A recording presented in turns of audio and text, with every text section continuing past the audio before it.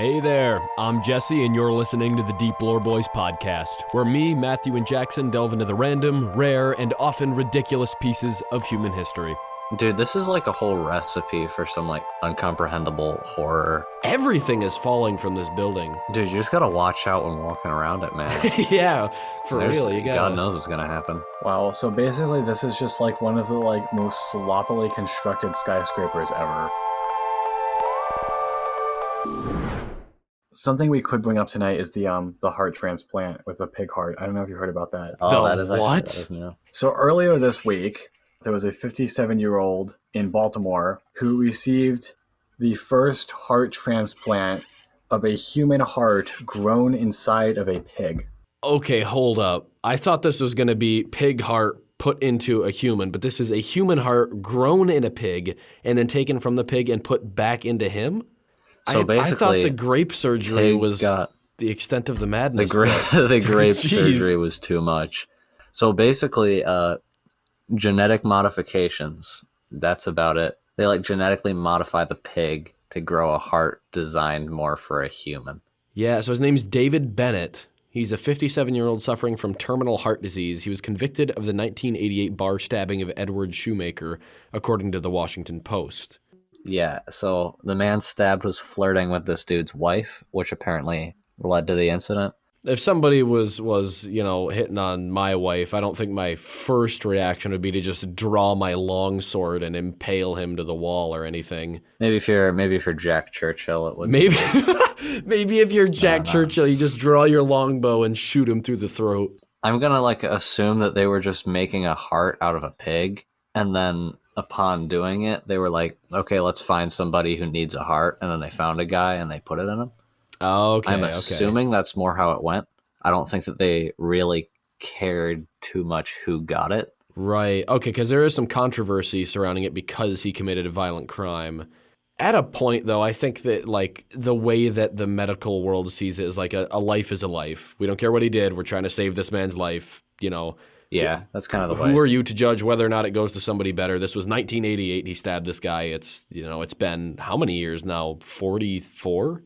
40, yeah, about 44 years. Oh, 44. Wait, no way it's 44 years, because 34 years. Oh, yeah, you're right, 1988 yeah. would be 34 years. So wait, I just want to know more about this weird, genetically modified pig thing. So did they know that he needed this heart and then genetically modify a pig to grow the human heart, and they replaced it? So the heart was grown in a pig. It is a pig heart. However, it's genetically modified to be basically as similar to a human heart as physically possible. Right.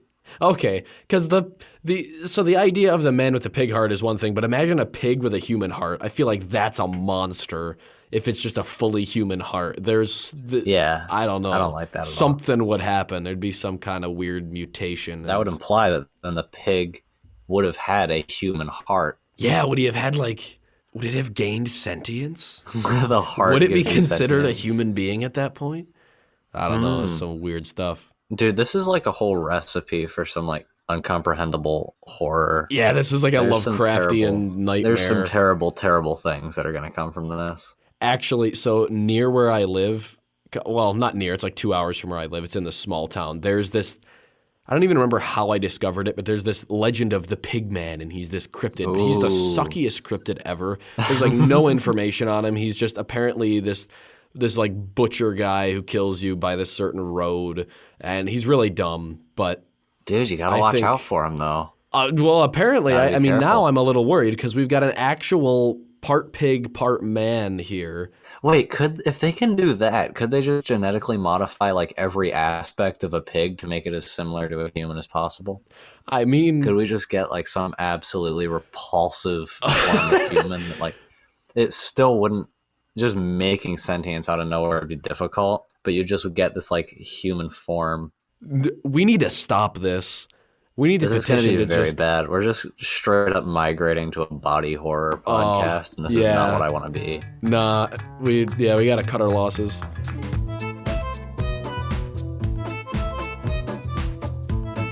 The world's thinnest skyscraper is called Steinway Tower. It is in New York City. All right. It was nearing completion in August of 2020, so my guess is it is complete now. It has only one residence on each floor. What? Hmm. Oh, so it's just like one apartment on each layer?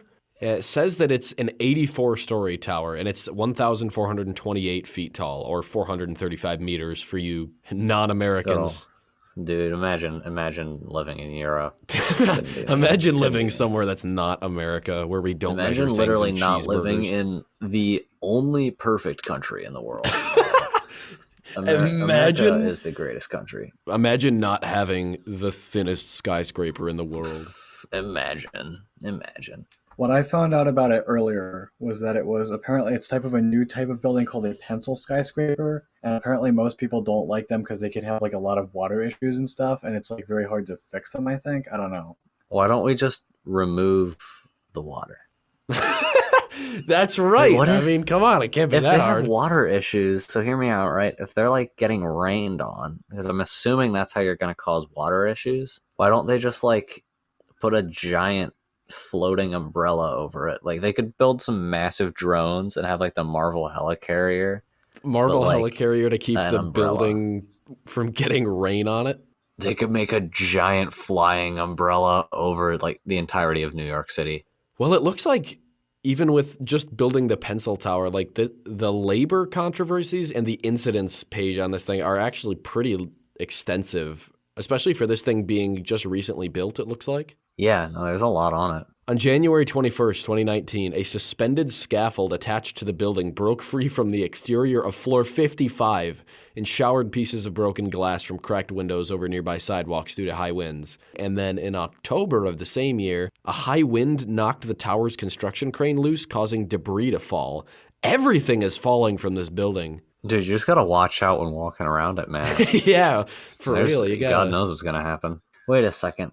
A terracotta block fell from the tower, denting the roof of a passing taxi. Oh, wait, just denting it? Lucky it didn't go through it and like annihilate whoever was inside. What was that taxi made of? It's made of vibranium, dude. I'm picturing like a Minecraft block of like the glazed terracotta just dropping from an 84-story tower and landing just straight down on a taxi. Did it drop from the 84th floor, or? I hope not. I like to picture that it was just some guy at the very top of the building. They're just standing all the way at the top and just yeets a cubic meter of terracotta off the roof and it lands on a taxi. Well, how heavy is terracotta? Like a good chunk of it? I mean, it's like a rock. I think so. Wait a second. On Christmas Eve in 2020, an 11-foot tall pane of glass, just a glass pane, fell just straight off the building, but nobody was hurt. Oh, geez. I bet the glass pane was hurt. Can you imagine? It probably was. The poor guy. Wow. So basically, this is just like one of the like most sloppily constructed skyscrapers ever. Probably not, honestly. Yeah, but it's not exactly like the smoothest operation. Yeah, it doesn't seem to have gone completely like silky smooth. It sounds like they cut corners at literally every possible area. Right. I mean, maybe. Considering they shaved all 4 of the corners off as many times as they could to get it so that, you know, they just had one residence. Thing out there.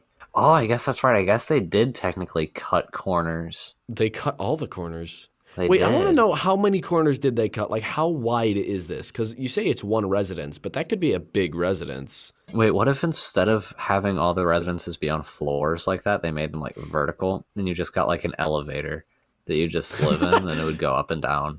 You could just take it all the way to the top. Oh, so you mean like instead of... Yeah, okay, so instead of stacking them like horizontally going up, you stack them vertically going horizontally, so you just get a large, like, high-ceilinged shaft. Depending on how skinny it was, though, like, you could have stairs going up. You could make it like a, you know, Terraria? It's all 2D. You could have a big Terraria type You could have house like a giant... Oh, that could be fun. You could just put like a ladder in the corner. Yeah. And just climb for a long time. Who lives in Steinway Tower? Like, you gotta, if you're gonna take up an entire floor with your residence, I assume there's only so many floors on here. You gotta be a pretty dang special person. From what I'm seeing, it is almost entirely just residence for billionaires. That makes sense. It's literally just a building for all the billionaires to live in. This is actually really cool. No, it is really, really neat looking. This is how you know you've made it. I can't help but feel like this could be a completely average building. I don't think it needs to be anything special, but the fact that it's the thinnest building in the world and that it's got one residence per floor just means that, like, you know, well, of course, I have to drop $1 million to go stay at the Steinway Tower. It's, you know, all the cool rich folks are doing it. This is exactly like what we were talking about in the last podcast about the Gateway Arch or whatever. How I said we need more random mega structures. Yeah. Like this. Yeah. There was a single person in this world. I don't think there's anybody that was like, you know what we need? We need a big, super thin, super tall tower for all the billionaires to live in. That'd be cool. But now we have it. And you know what? It's awesome.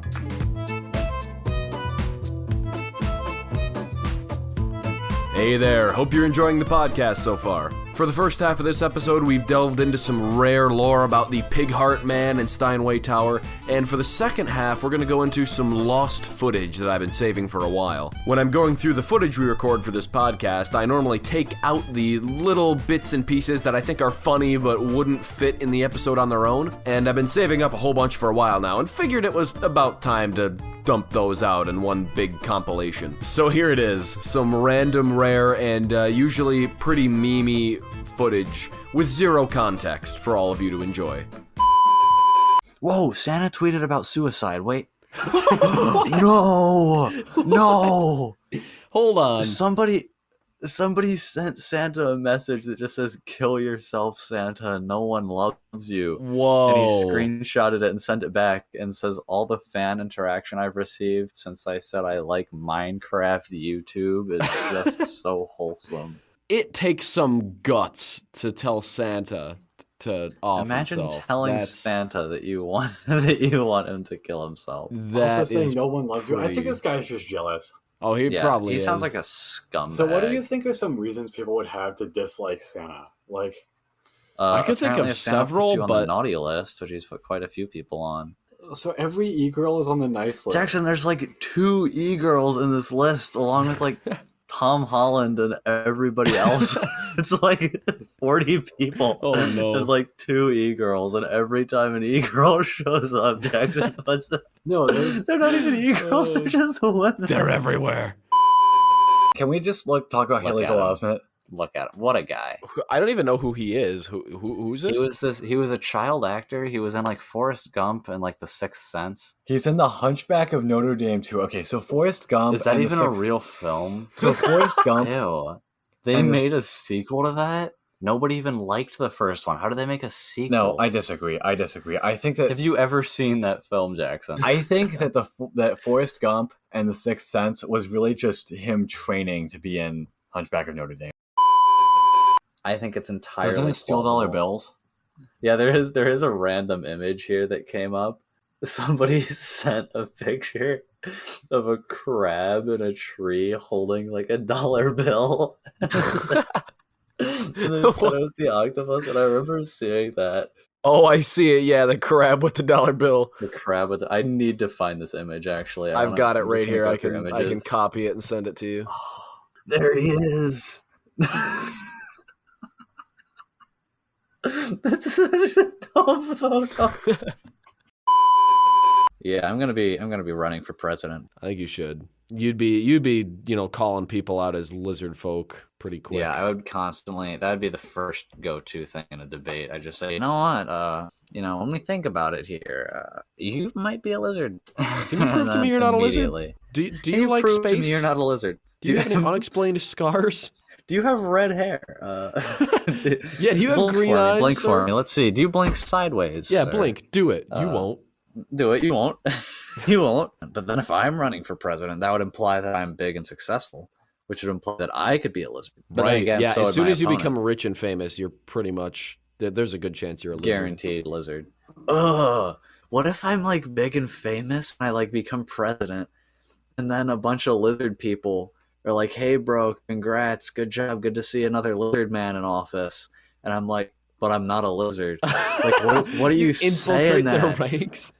What do you say in that scenario? And what if you know that you're not a lizard, but they all think that you are? And they all right? start, asking you questions about lizard life. Like, what do you do? Oh, that sounds like a great movie. That would be so awkward. I kind of want to write that now. I would be like constantly doubting myself and be like, what if I am a lizard? I'm like, right. What if I am really a lizard and I just think I'm not? And you start thinking of all the weird things you've done your whole life. Like, oh, shoot, I have green eyes. Yeah. Oh, man. Oh, shoot, man. Oh, I would just be like standing there just like trying desperately to shapeshift in the mirror and seeing if I could get it. Wait, oh my gosh. Can you imagine if everybody just had a jetpack and they could just fly around? That was just commonplace. People could fly. The amount of changes that would happen to architecture just because people could just like, oh my word, fly yeah. from. You could have 2 houses just sitting there. They're completely inaccessible from the ground that people could just like fly to. They could just go from room to room, and the rooms could just like be standing on towers like thousands of feet in the air. Dodgeball would be epic. Dodgeball would be insane. Are you? Oh my gosh! Actually, that would be fun. Are you at all familiar with the omnidirectional movement gear, 3D maneuver gear from Attack on Titan? Yes, I am. Because I feel like it's only a matter of time before that gets brought into the real world, and then just everything changes. What is this? We just have to get. What technology is this? ODM gear from Attack on Titan. Basically think it's grappling hooks, one on each hip, and they like kind of fire forward ways, and then effectively a jetpack on your back. So you can kind of control which direction you go and also not really hit the ground. And in the show that it's included in, they do a bunch of crazy stunts with it. I feel like it would literally just be like the perfect freak accident machine. I feel like that's just like I would never get in one of those. That would be awful. It's not exactly the safest that could go stuff. Wrong, but we would need to like Tony Stark the ODM gear quite a lot. Dude, I would totally get some sort of like Iron Man or like freaking Master Chief suit or something. Oh, that'd be great. It'd be amazing. Yeah, whipping around. Imagine a bunch of Master Chiefs with jetpacks building this tower. It'd be over. There would have been no incidents. Can you imagine? You just go there and you just see like 50 Master Chiefs with just like a bunch of like massive like steel bars and stuff, and they just start building a skyscraper. There's just no context outside of that. It's just Master Chief. There's dozens of them. They get together like, we gotta. How does Master Chief even sound? Cortana. Can't even. I don't know. I never played Halo. He's just like, I gotta build a skyscraper. And just we gotta kill some aliens. It's like Fortnite building, which is my word. Builds the whole thing. Jackson was watching The Masked Singer. No, I remember watching a video of the Minions singing the IRA like theme song. Oh wait, so I'm gonna have to ask the question. This. Okay, so I gotta get this up real quick. I have to bring this up. Have you guys aware that they're making a Minions Rise of Gru that comes out this year? Apparently, they were making that back like pre-COVID. They had trailers out for it in 2020, and then COVID didn't come out. No, I just found out it didn't. They've just resurrected it. Still hasn't come out. No, it's just lingering. I thought that came out like 2 years ago. Yeah, I thought that it was like because they made like Lego sets for it and stuff. But no, apparently COVID killed it and they had to. I thought it came out. Apparently, there was also a Despicable Me, a Despicable Me 4 in the works. Dear Lord, no! Minions, likely Stop! Minions 3. So there will be 7 Despicable Me movies. No, Jackson's workout routine is just completely unpredictable. What is Jackson's workout routine? I want to know how to get swole like this man. I don't want to just sit here and like criticize it. I criticize him too much as it is, but it's so funny is all that I'm saying. I find it funny because I'll just be like existing. I'll be like scrolling through Twitter and then I just look behind me and Jackson is standing immediately like probably a good 2 feet away from me, just right behind me, right out of my peripheral, just squatting, and he just hits like 50 of them, and I can just like hear him breathing as I just scroll through Twitter, and then he watches me over my shoulder as he squats. So, like I'm scrolling, and he'll just like pop up. I just see his head in the reflection, just like going up, looking, going back down, and it's so funny. It's so freaking funny. They're like insane, and he hasn't done squats as much anymore. He just kind of focuses on whatever now, but he literally would do like 70 like insane, just full. We're talking he would do 70 of them in one go and then in a row 2 or 3 times a day. Holy crap. His This legs man's were going just like wild. his legs were unbeatable, but that was he was like most people skip leg day and they just do everything else. Jackson and they look was really just goofy. all leg day. He was just excruciatingly only leg day, and it was hilarious. I mean, I did 100 push-ups, 100 sit-ups, 100 squats every day for 40 I gotta get days. that Saitama grind. I got that Saitama grind going, yeah, and 70 in a row. I never even got close to that number. No, I don't remember what his max number was, but it was insane. That I know is that he at wild. least got 50 in a row. Maybe we should start a Deep Swole Boys podcast for Discussing all workout advice. Hi again, it's Jesse. Hope you enjoyed this episode of the Deep Lore Boys podcast. You can find more episodes of our show on YouTube and Spotify, which we encourage you to share with your friends so we can grow the podcast. And drop a comment down below if you're feeling extra generous. We love hearing from you guys. Thanks so much for listening, and I hope your day is nothing short of interesting. Take care. I'm gonna go post that one on Twitter.com.